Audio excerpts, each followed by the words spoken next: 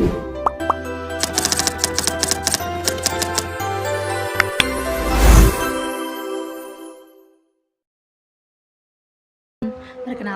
nama saya Lubabah. Saya berasal dari Universitas Wahid Hasyim dengan prodi Ilmu Hukum. Di sini saya akan mengedukasi kalian tentang korupsi.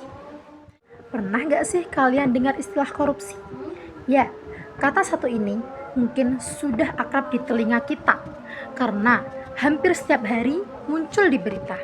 Tapi sebenarnya apa sih korupsi itu? Dan kenapa bisa terus terjadi? Bagaimana sih korupsi di mata hukum? Yuk kita bahas bersama-sama. Secara sederhana, korupsi itu adalah penyalahgunaan kekuasaan untuk kepentingan pribadi teman-teman. Menurut Undang-Undang Nomor 31 Tahun 1999 itu tentang pemberantasan tindak pidana korupsi. Nah, korupsi itu bisa terbentuk bermacam-macam. Yang satu itu menyuap, yang kedua menerima suap, dan yang ketiga ialah menyalahgunakan wewenang. Itu sih yang biasanya dilakukan para pemerintah kan. Nah, bahkan menerima gratifikasi secara ilegal itu bisa dianggap korupsi, teman-teman.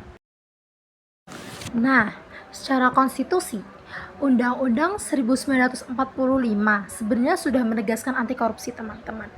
Contohnya pasal 27 ayat 1 yang menyebutkan segala warga negara bersamaan kedudukannya di dalam hukum dan pemerintahan. Artinya, gak ada yang kebal hukum, bahkan pejabat sekalipun. Selain itu, ada lagi. Dalam Undang-Undang Nomor 31 Tahun 1999, Undang-Undang Nomor 20 Tahun 2001 menyebutkan setiap orang yang memperkaya dirinya sendiri atau orang lain yang merugikan keuangan negara bisa dipidana paling singkat itu 4 tahun. Itu paling singkat. Dan yang paling lama 20 tahun.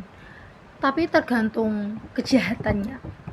Sebenarnya berat, teman-teman, tapi sayangnya masih banyak yang berani melanggar. Karena apa? Karena hukum di Indonesia itu cuma berat di atas kertas. Jadi, seperti itu, teman-teman.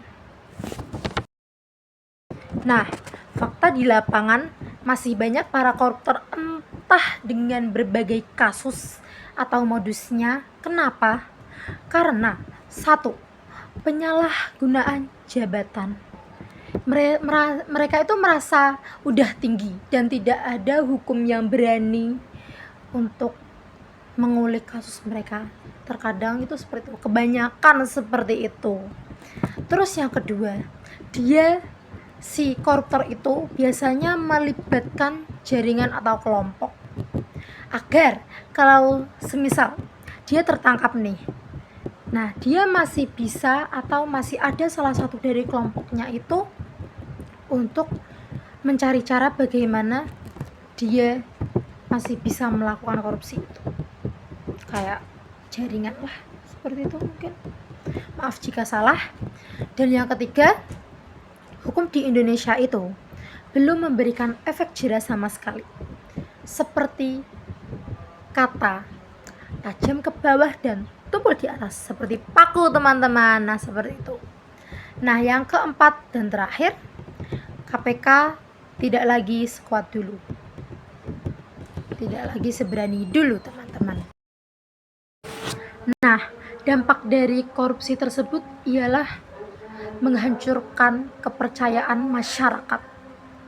Jadi, kita sebagai rakyat itu merasa trust issue kepada pemerintah gitu loh, karena korupsi itu, karena maraknya korupsi dan menimbulkan kemiskinan.